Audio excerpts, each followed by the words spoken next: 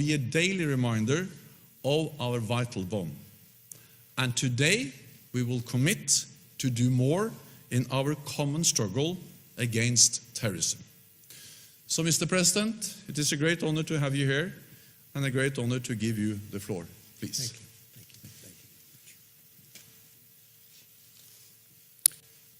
Thank you very much, Secretary General Stoltenberg, Chancellor Merkel. Thank you very much. Other heads of state and government, I'm honored to be here with members of an alliance that has promoted safety and peace across the world. Prime Minister May, all of the nations here today grieve with you and stand with you. I would like to ask that we now observe a moment of silence for the victims and families of the savage attack which took place in Manchester.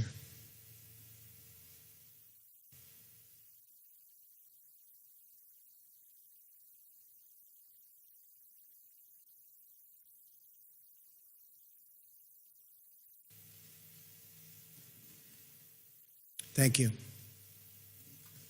Terrible thing. This ceremony is a day for both remembrance and resolve. We remember and mourn those nearly 3,000 innocent people who were brutally murdered by terrorists on September 11th, 2001. Our NATO allies responded swiftly and decisively, invoking for the first time in its history the Article 5 collective defense commitments. The recent attack on Manchester in the United Kingdom demonstrates the depths of the evil we face with terrorism. Innocent little girls and so many others were horribly murdered and badly injured while attending a concert, beautiful lives with so much great potential, torn from their families forever and ever. It was a barbaric and vicious attack upon our civilization. All people who cherish life must unite in finding, exposing, and removing these killers and extremists. And yes, losers. They are losers. Wherever they exist in our societies, we must drive them out and never, ever let them back in. This call for driving out terrorism is a message I took to a historic gathering of Arab and Muslim leaders across the region, hosted by Saudi Arabia. There I spent much time with King Solomon, a wise man who wants to see things get much better rapidly. The leaders of the Middle East have agreed at this unprecedented meeting to stop funding the radical ideology that leads to this horrible terrorism all over the globe. My travels and meetings have given me renewed hope that nations of many faiths can unite to defeat terrorism, a common threat to all of humanity.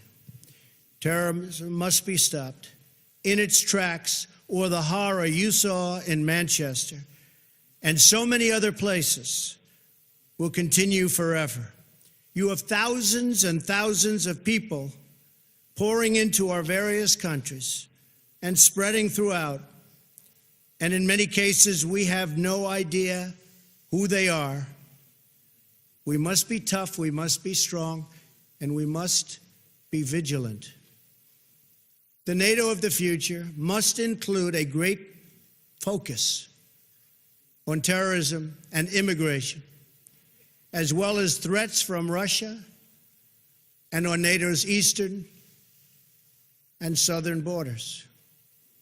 These grave security concerns are the same reason that I have been very, very direct with Secretary Stoltenberg and members of the alliance in saying that NATO members must finally contribute their fair share and meet their financial obligations. But 23 of the 28 member nations are still not paying what they should be paying and what they are supposed to be paying for their defense. This is not fair to the people and taxpayers of the United States. And many of these nations owe massive amounts of money from past years and not paying in those past years. Over the last 8 years, the United States spent more on defense than all other NATO countries combined.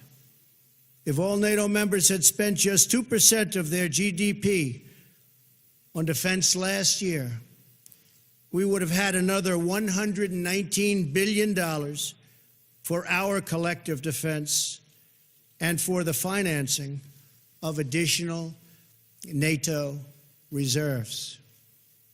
We should recognize that with these chronic underpayments and growing threats, even 2% of GDP is insufficient to close the gaps in modernizing, readiness, and the size of forces. We have to make up for the many years lost. 2% is the bare minimum for confronting today's very real and very vicious threats. If NATO countries made their full and complete contributions, then NATO would be even stronger than it is today, especially from the threat of terrorism.